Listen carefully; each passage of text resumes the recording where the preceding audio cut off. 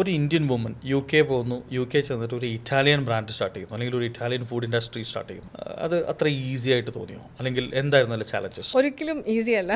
ഇപ്പോൾ ഞങ്ങൾ ആദ്യമായിട്ട് ഞങ്ങളുടെ ഇറ്റാലിയൻ റെസ്റ്റോറൻറ്റ് സ്റ്റാർട്ട് ചെയ്തപ്പം ആൾക്കാർ വന്നിട്ട് ഞങ്ങളെ പുച്ഛിക്കുമായിരുന്നു. ഇറ്റലിയിൽ ഏത് ഭാഗത്തായിരുന്നു നിങ്ങൾ, ഏത് ഭാഗത്തു നിന്ന് വന്നിട്ടാണ് നിങ്ങളിത് സ്റ്റാർട്ട് ചെയ്തത്? അപ്പം അങ്ങനെ പല ആൾക്കാരും ചോദിക്കാറുണ്ട്. ഇപ്പം നിങ്ങൾക്ക് ഇറ്റാലിയൻ ഫുഡ് അറിയോ, നിങ്ങൾക്ക് എന്താ അറിയാവുന്ന ഒരുപാട് ആൾക്കാർ ചോദിച്ചിട്ടുണ്ട്. So I given A straight answer, nothing is impossible. ഇന്ന് ഇന്റർനെറ്റ് ഉള്ള കാലമാണ്, പലതും നമുക്ക് ആക്സസ് ചെയ്യാൻ പറ്റുന്ന ഒരു കാലമാണ്. അപ്പം നമുക്കൊന്ന് ഇറങ്ങി പരിശ്രമിച്ചു കഴിഞ്ഞിട്ടുണ്ടെങ്കിൽ കണ്ടുപിടിക്കാൻ പറ്റാത്ത ഒന്നുമില്ല. So I have proven dum. ഞങ്ങൾ ഇറ്റാലിയൻ കൺസൾട്ടന്റിനെ കൊണ്ടുവന്ന് ബിൽഡ് ചെയ്ത ബ്രാൻഡാണിത്. ഇതൊരു ഇറ്റാലിയൻ്റെ ബ്രാൻഡായിരുന്നു. ഞങ്ങളിത് പഠിച്ച് ഞങ്ങളിത് ചെയ്ത ആൾക്കാരാണ്. So I made them to understand. ഞങ്ങളിത് പഠിച്ച് കംപ്ലീറ്റ്ലി ഇതിനകത്ത് ഇൻഡെപ്ത് ഇറങ്ങിയിട്ടാണ് ഞങ്ങളിത് ചെയ്തതെന്ന്. അങ്ങനെ അത് ആൾക്കാരിലേക്ക് കൊണ്ടുവരാൻ കുറച്ച് ഞങ്ങൾക്ക് ബുദ്ധിമുട്ടായിരുന്നു. ഒരു ഇന്ത്യൻസ് തുടങ്ങിയ ഇറ്റാലിയൻ ബ്രാൻഡാണെന്നുള്ളത് കുറേ ആൾക്കാരിലേക്കൊക്കെ അത് പറയുന്നായിരുന്നു. അന്നൊക്കെ ഞങ്ങൾക്ക് ഒരു മാർക്കറ്റിലേക്ക് റീച്ച് ചെയ്യാൻ കുറച്ച് ബുദ്ധിമുട്ടുണ്ടായിരുന്നു. But still nothing is impossible.